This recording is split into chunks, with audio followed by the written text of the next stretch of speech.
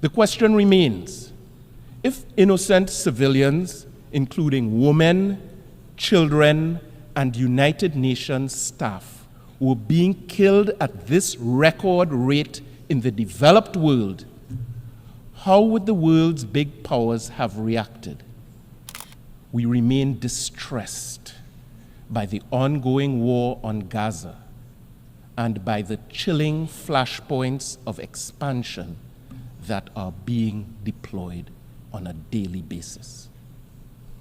Only someone absolutely bereft of humanity would think that it is lawful and just and even godly to respond to atrocities committed on one awful day of terror by in turn committing atrocities after atrocities. How else are we to describe the killing of over 200 UN staff members, the highest death toll in United Nations history, and the deaths of tens of thousands of civilians, including women and children? And this is not being done in secret.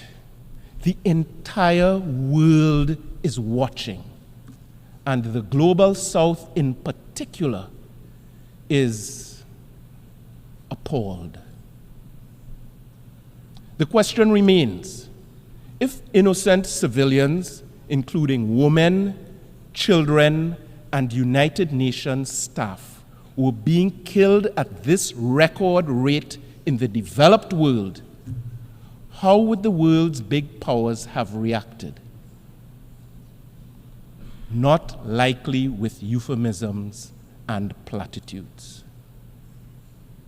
The double standards and continued resourcing of these ongoing violations of international law send a chilling message to the Global South.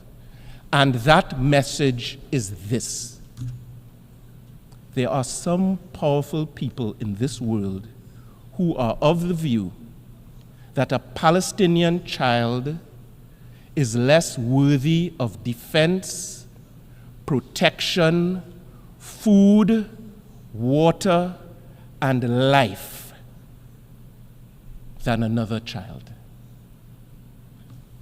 I am not of that view. The people of my country are not of that view. CARICOM is not of that view. And decent people all over the world, including in Israel, are not of that view. International law is not a tool of mere convenience to be muted for friends and trumpeted against enemies. Mr. President, international law is not a tool of mere convenience to be muted for our friends and trumpeted against our enemies. In this regard, Trinidad and Tobago has joined the call for an immediate, full, and complete ceasefire, and for the unconditional release of every single hostage. The truth is, there is no military solution to this conflict, as peace will only be achieved through negotiations in good faith and constructive dialogue among all concerned parties. Trinidad and Tobago has consistently expressed our support for a two-state solution where Israelis can live without the daily threat of terror and Palestinians can live without the daily weight of occupation, coexisting side by side as responsible members of the international community.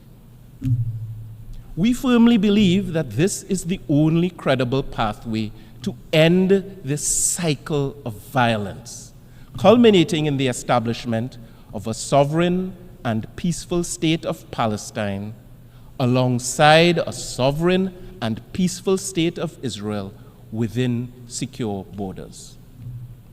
Rooted in this belief, Trinidad and Tobago took the decision to recognize the state of Palestine in our contribution to the two-state solution and in support of the legitimate aspirations of the Palestinian people for self-determination.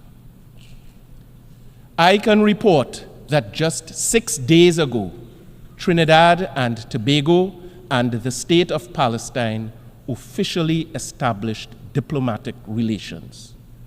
We look forward to the day when the State of Palestine would be welcomed to take its seat in the General Assembly as a full member of the United Nations.